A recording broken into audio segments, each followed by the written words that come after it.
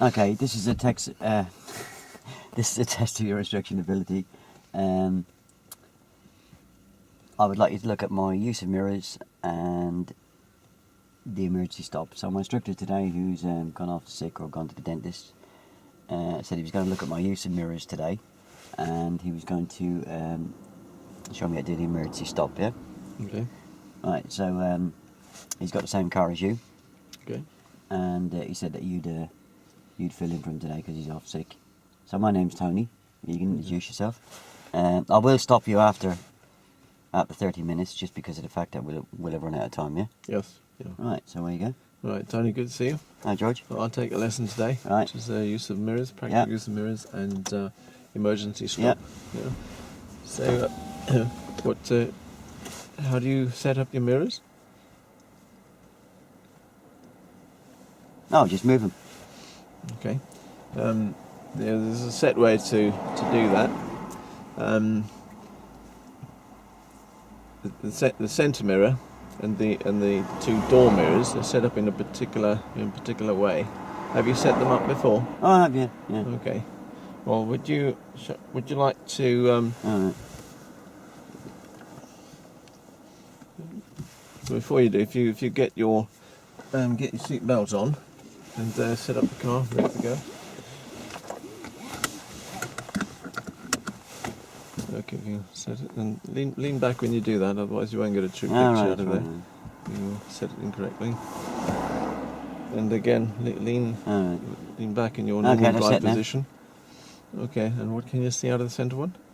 Oh, I can square the back window, and I can see a bit of my head restraint, and I can see a bit of yours.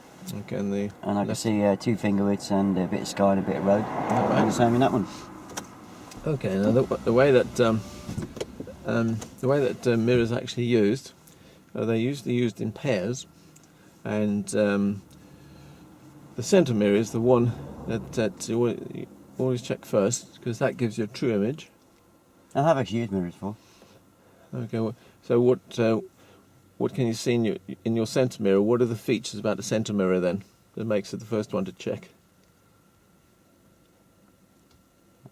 What do you mean?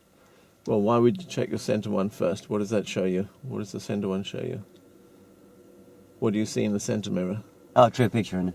Yeah, that's right. And that gives you distance as well. Right. Okay. That's important because you want to know the distance of vehicles following you. And your right door mirror? What do you usually look for in your right door mirror? No, like him. Okay, yeah. Your right door mirror, you check to see if anyone's overtaking or anyone on that side of the car. And your left door mirror? Oh, again, just check to see if anybody's overtaken, isn't it? Yes, maybe cyclists or pedestrians look for there. Yeah. Okay, well, I'll talk through the use of mirrors as we drive to sites. So, do you want to prepare to go? All right, yeah. Okay. Move up when you're ready.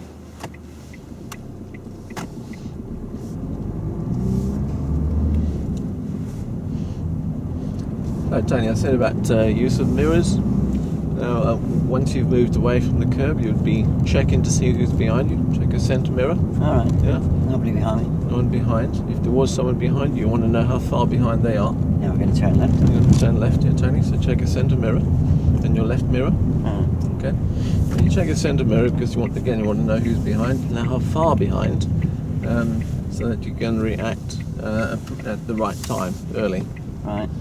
Check your centre mirror, your left mirror, so that you can see if there are any cyclists on the left, because you'd want to know that, because if you were going to turn over there, you might squash them.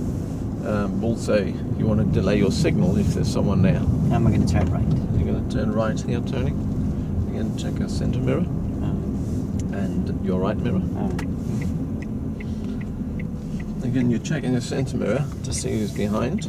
If someone's close behind, you'd make sure that you slow down, so you'd respond to what you saw in the centre mirror. Because if you didn't, they might come up. You might have to brake suddenly, and they'd come up and hit you. And so you're actually avoiding that. Right. Your right door mirror, you're checking that to see if there's anyone overtaking, maybe it's motorcycle overtaking. You'd want to know that because you don't want to be turning right because you might scare him. You don't want to be signalling before he's passed because again that might scare him.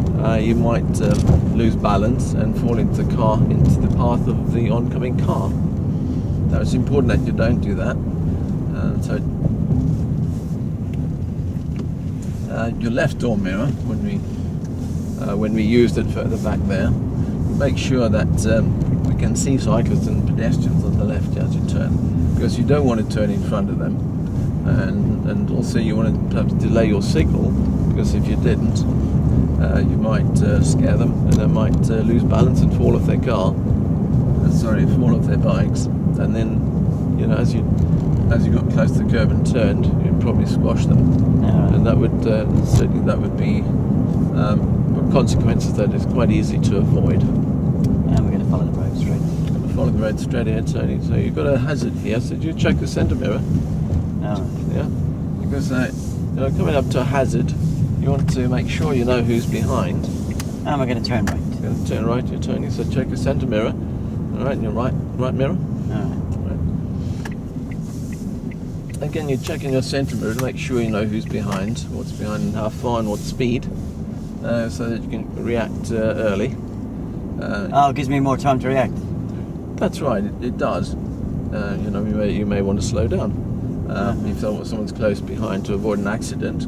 So, like avoiding the consequences of, say, someone knocking into you. And turn right, you're turning. So again, check your centre mirror and your right mirror. So what? Just tell me why you're checking your centre mirror. Oh, so I get time to react, so I see everything before I react. Yeah, that's right. It gives you more information. So if the car behind me was very close to me, I could react a little bit earlier to give him a wake-up call, yeah? Well, you would react by slowing your car down, which means that he would have to slow down, and then if he... Yeah, that's what I meant. We'd be giving him a wake-up call, wouldn't it? Okay, yes, that's it. And your right door mirror, why would you check that, as you did back there? I don't frighten anybody, do I? That's right, and what would you be looking for in your right door mirror? What sort of things? Motorbikes overtaking me, couldn't it? That's right. And if they were overtaking, what would you do? Well, you said I wouldn't stick the indicator on because I'd frighten them. That's right. What else would you not do? I'm not too sure, really. Well, if he's overtaking you, you would certainly not right. You wouldn't turn right. You'd wait until they pass by. No, I wouldn't turn right. Yeah. Because if you did turn right, the consequences are that the motorcyclist would probably come off his bike or be forced into the path of oncoming traffic. And straight on. And straight on here, Tony. So what mirror are you checking? Interior mirror. Yeah, and why are you doing that? This is the speed, so I've got time to react. Yes, that's it. And we're going to turn right. You're going to turn right, you're turning. What mirror are you checking? Interior mirror. This is the speed. Yep. And right-hand door mirror, so don't frighten anybody. That's it. Good. So there's no chance of this motorbike running into me if I turn in front of it, is there? Well, if he's overtaken, you turn right, then he certainly would very likely run into you. Yeah, okay.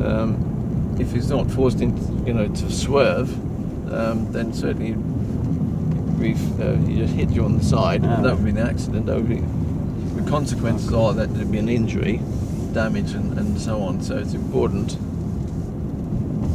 It's important that we do our regular mirror checks. And we're going to turn left. Turn left, you're turning. That's it. So why did you check your left mirror as well after your centre mirror? Oh, in case there's a bike there, I don't want to frighten them, do I? That's right. And it gives you time as well to delay your signal if necessary. Because what would a signal do if there was a cyclist there? Frighten them. Yes. Now we're going to turn right. So turn right, you're turning. So show me what mirrors you're checking. Interior mirror, so I don't get time to react. Right-hand door mirror, so don't frighten anybody. Okay.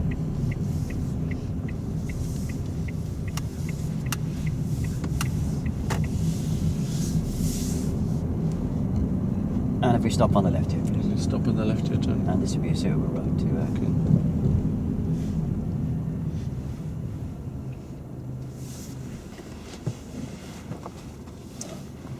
So how'd I do in the mirrors then?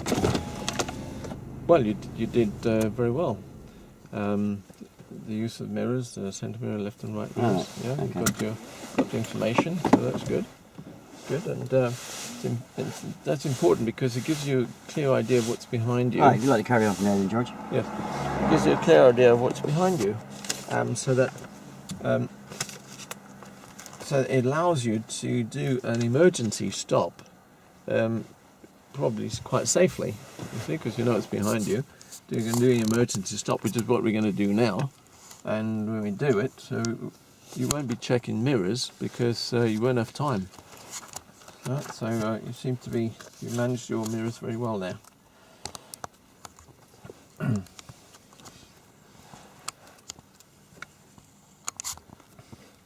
So what I'll do, I'll explain briefly about the emergency stop, what's involved.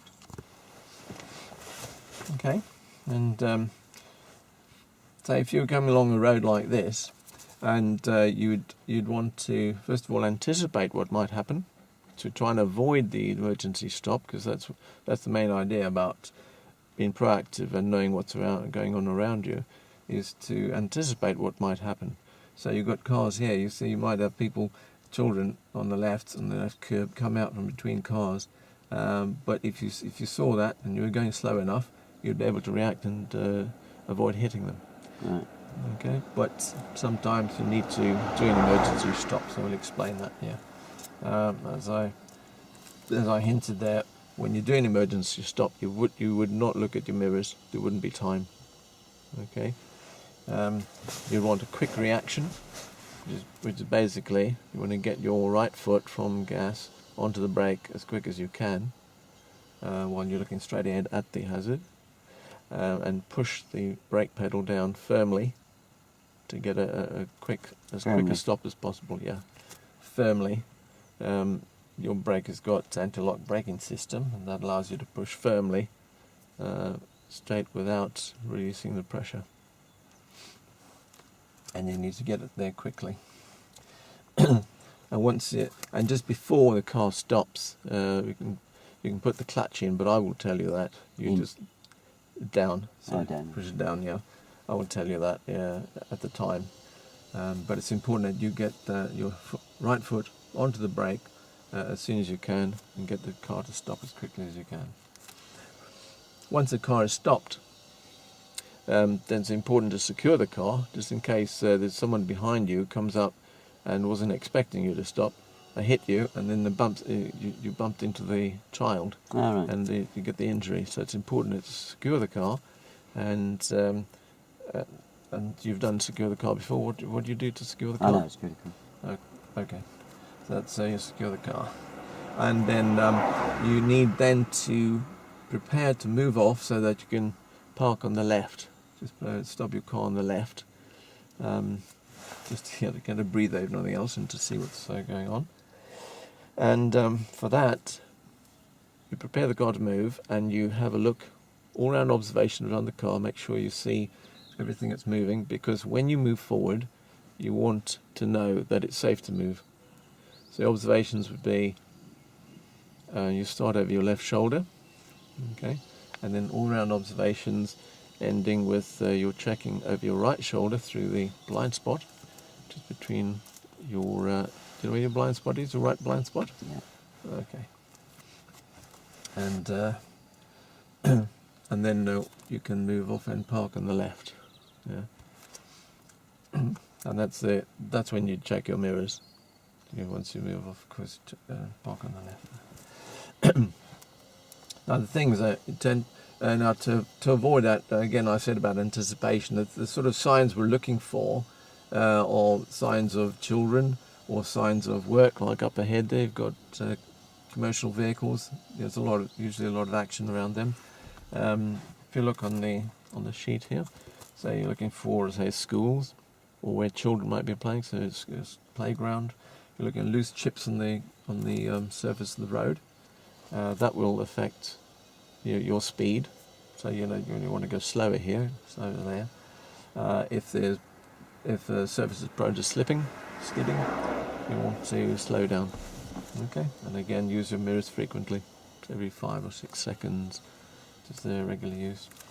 Now, if you do go into a skid during your brake movement, then with your anti-lock braking system that allows you to steer, but you got to keep both hands on the wheel when you're stopping.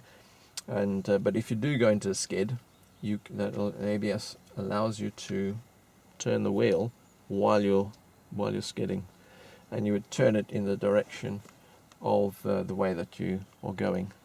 So if the car slews that way, you turn the wheel opposite so that you are pointing down. Opposite. Well, yes, you turn the wheel. So in this diagram here, if the car skids that way, then you turn it so that the wheels point down the road, the way that you're moving. Okay.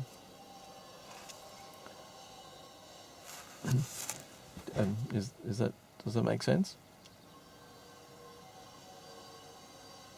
Are you saying that I should steer in the direction that I'm skidding, yeah? Well, if this diagram, if your car moves that way, then you want to turn the wheel towards me so that the wheels point down the road, the way that you're moving, the way that you originally intend to move.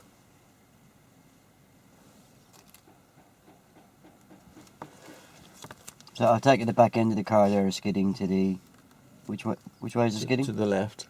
So I should steer which way? To the left. Alright. Yeah, That's fair same enough. direction.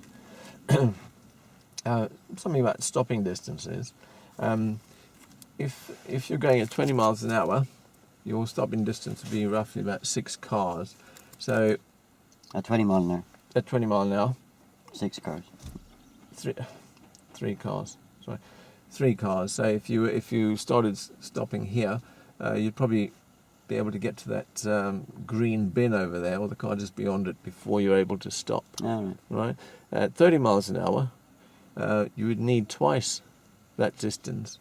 So twice that distance to stop. So it's really important that you choose your right speed on any particular road, given the circumstances, so that you're able to stop in the distance that you can see. Right. Yeah.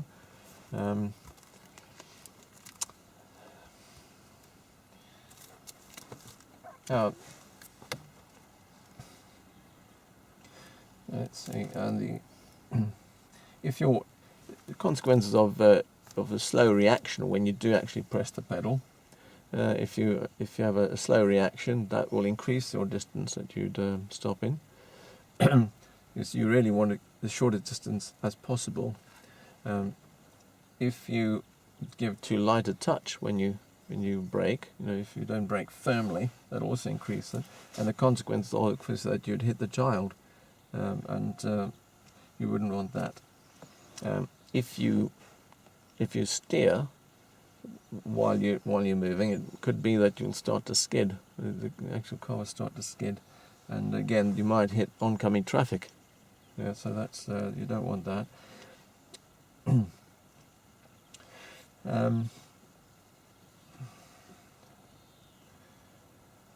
Now, when you are actually stopping, when your car is stopping, again the clutch, you don't want to put the clutch in too early, because that would not give you that extra engine braking, which would help you stop, right? But to avoid the stall, just before you stop, you can put the clutch down, when I say. And then if you don't secure the car afterwards, after you've stopped, then it might be that you're on an incline, a gradient, and the car might shift forward or back. Yeah. And you're trying to avoid that, because the consequences are you might run into someone behind you or in front of you. And then when you move away, if you don't actually do all your observation as you move around, as you move away, it could be that you've got someone passing you on the left or the right, and you run into them and cause damage that way. Okay, any questions on that? No. All right. Well, what we can do is we just run through, we just practice your your reactions and see if we can do a dry run, as it were. Yeah. So when I, as we go around, what I'll do is I will have a look over my shoulder. Don't worry about that because I'm just looking for safety and make sure there's no one behind us. And then I will put up my hand and at the same time say stop. And that's when you react by using your right leg, right foot to put on the brake and press firmly and get the car to stop quickly. Okay? So, do you want to just do that? We do that 2 or 3 times just to see how you Yeah, what do you want me to do? I want you to, with your, keep your hands firmly on the wheel, on the steering wheel. Yeah. No, I'm listening. Firmly on the steering wheel. And then when I say stop, I want you to get your right foot from wherever it is onto the brake pedal. Yeah. And press firmly. Probably practically, it's probably good if you, with your right foot, actually just cover your gas. Just put it just above the gas, don't push the gas. Like that. And then see if you can get your foot onto that brake pedal. And remember, when I do, don't look at the mirrors because there won't be time. You look straight ahead. Keep your hand on there, so don't steer, nice and firm. And then I'll tell you when to put the clutch down. Yeah. Okay? So I'll check like that. That's clear. Stop. All right. That's good. Clutch. All right. That's it. That's good. Okay, rest your feet. Let's do that one more time. That was reaction a little bit slow, but try and get your foot on there straight away as soon as I say. Okay, nothing there. Stop. That was good. Clutch. All right. That's good. A bit late there with the clutch, but then that's my instruction. I'll wait till I told you. You told me, didn't I? Yes, that's right. Should we You get on did. the move and just